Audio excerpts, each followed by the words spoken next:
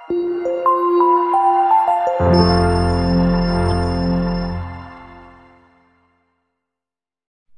ఈ రోజు మనం ఫైండింగ్ ఇంటిగ్రేటింగ్ ఫ్యాక్టర్ లో మెథడ్ చూస్తున్నాం.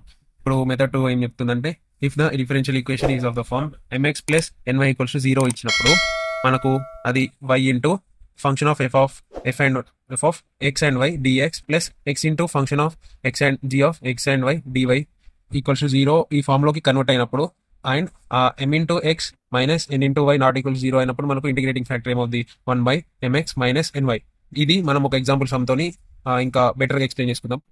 ఇప్పుడు మనం మెథడ్ 2 యొక్క ఎగ్జాంపుల్ సమ్ ఇద్దాం. ఇప్పుడు ఎగ్జామ్లో ఇలాంటి క్వశ్చన్ ఇస్తారు, y/2 ఇలాంటి క్వశ్చన్ ఇస్తాడు. క్వశ్చన్ ఇచ్చినప్పుడు మనం ఫస్ట్ ఇది జనరల్ ఫామ్లో రాసుకోవాలి, mdx ప్లస్ ndy ఈక్వల్స్ 0. క్వశ్చన్లో వేసారా ఇక్కడ dy ఉంది, కానీ ఫస్ట్ మనకు m పక్కన dx ఉండాలి. అంటే మనం ఇంటర్చేంజ్ చేసుకోవాలి, దీన్ని ఇటు పంపించి దీన్ని ఇటు పంపించాలి. అప్పుడు మనకు ఈ ఫామ్లోకి వస్తుంది x/2 y/3 మైనస్. ఇలా వచ్చాక మనము n ని ఐడెంటిఫై చేయాలి.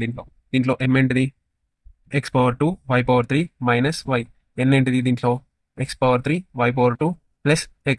ఇప్పుడు మనము పాత స్టెప్లో ఏం చేసాం, ∂m/∂y వేసినాం. ∂m/∂y వేస్తే ఇప్పుడు x². ఇప్పుడు మనం విత్ రెస్పెక్టివ్ y వేస్తున్నాం కాబట్టి ఇది x అనేది కాన్స్టెంట్ ఉంటుంది, అట్లనే రాసుకుంటాం. ఇప్పుడు y³ అనేది ఏమవుతుంది 3y/y n-1 అంటే 3 - 2 minus differentiation of y with respective y అనేది 1 అంటే మనకు లాస్ట్ సొల్యూషన్ ఏంటిది 3x² y² - 1. ఇప్పుడు మళ్ళీ నెక్స్ట్ అట్లనే ∂n/∂x చేయాలి. ∂x చేస్తే ఏమవుతుంది, ఇది ∂x చేస్తున్నాం కాబట్టి y అనేది కాన్స్టెంట్, అలాగే రాసుకున్నాం. ఇప్పుడు x చేస్తున్నాం కాబట్టి x³ ఉంది అంటే 3x² అవుతుంది, 3x². ఇప్పుడు partial differentiation of x with respective x ఏంటిది 1. ఇప్పుడు ఈ సొల్యూషన్ వచ్చింది. కానీ ఇవి రెండు అన్ఈక్వల్ ఉన్నాయి. అన్ఈక్వల్ ఉన్నప్పుడు దీన్ని నాన్ ఎగ్జాక్ట్ అంటాం. నాన్ ఎగ్జాక్ట్ వచ్చాక మనం ఇంటిగ్రేటింగ్ ఫ్యాక్టర్ అనుకుంటాం. మెథడ్ 1లో ఏం చెప్పుకున్నాం, ఈ ప్రతి క్వశ్చన్లో ఇచ్చిన ప్రతి ఒక్క టర్మ్ డిగ్రీ సేమ్ ఉండాలి. ఇక్కడ డిగ్రీ ఎంత 2+1 2+3 5, ఇక్కడ డిగ్రీ ఎంత 1. అంటే ఇక్కడనే నీకు అన్ఈక్వల్ వచ్చేసింది, అంటే రూల్ నెంబర్ 1 సాటిస్ఫై అవ్వాలి. ఇప్పుడు మన అందుకే మన రూల్ నెంబర్ 2 కావాలి. రూల్ నెంబర్ 2లా ఏంటిది ఏం చెప్పారంటే y into f of function of x y dx plus x into function of x y dy. ఇలా రాసుకుంటే మనం రూల్ నెంబర్ 2ని అప్లై చేసుకోవచ్చు. మనకి ఇచ్చిన క్వశ్చన్ ఏంటిది x² y³ minus y dx x³ y² plus x dy equals 0. అంటే మనం దీన్ని ఈ m అనే టర్మ్ నుంచి yని బయటికి తీయగలుగుతామా, ఇక్కడ y తీసుకోవచ్చు, ఒకటి ఇక్కడ ఒక y తీసుకోవచ్చు. ఓకే రాసుకున్నాం, y into x² y² minus 1 dx. Okay, ఈ టర్మ్ నుంచి మనకు x అనేది కామన్ తీయగలుగుతున్నామా, దీంట్లోకి వెళ్ళి ఒక x దీంట్లోకి వెళ్ళి ఇంకో x, అంటే xని కామన్ తీస్తే x² y² ప్లస్ 1 dx. అంటే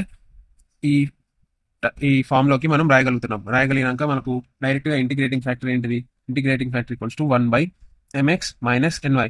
m అంటే మనము ఇక్కడ తీసుకోవద్దు, m అనేది మనం ఫస్ట్ స్టెప్లో తీసుకున్నాం కదా. m అంటే em into x plus minus n అంటే ఇక్కడ n equals to x³ y² plus x into y.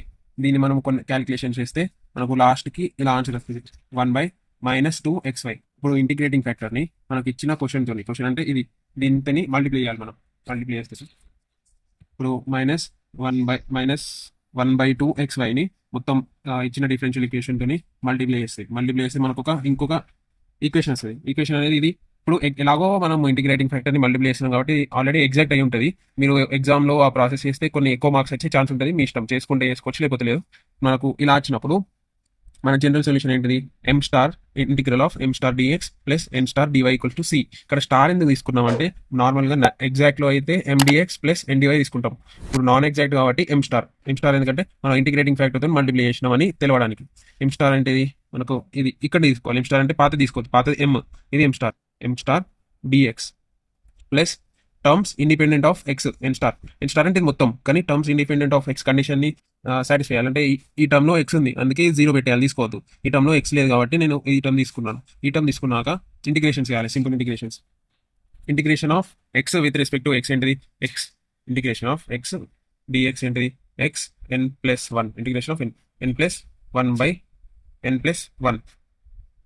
ఈ ఫార్ములా యూజ్ చేస్తే మనకి ఏమవుతుంది, ఈ y అనేది కాన్స్టెంట్, 2 అనేది కాన్స్టెంట్ పక్కన రాసుకున్నాం. దాని తర్వాత ఇక్కడ y⁻1 ఏమి అయిపోతే మనం 1 సింపుల్గా రాసుకోవచ్చు, 1+1/1+1 ప్లస్ సేమ్ 1/2 1/ఇంటిగ్రేషన్ ఆఫ్ 1/x dx ఏమవుతుంది log x.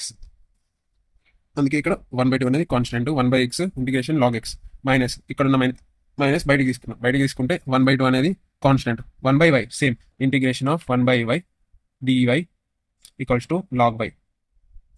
Log y equals to c చేసుకున్నాక మళ్ళీ దీన్ని కొంచెం ఇంకా సింప్లిఫై చేస్తే x 1 + 1 2 x square y square 2 1 + 1 2 2 to the 4 minus x square y square by 4 plus 1/2. ఇప్పుడు దీంట్లో నుంచి 1/2 కామన్ ఉంది. 1/2 లాగ్ ఎక్స్ మైనస్ లాగ్ వై. లాగ్ ఎక్స్ మైనస్ లాగ్ వైని ఎలా రాసుకోవచ్చు? Log x y by x by y. ఇది సేమ్ ఈక్వల్స్ టు సి. ఇది మన సొల్యూషన్. Fearless.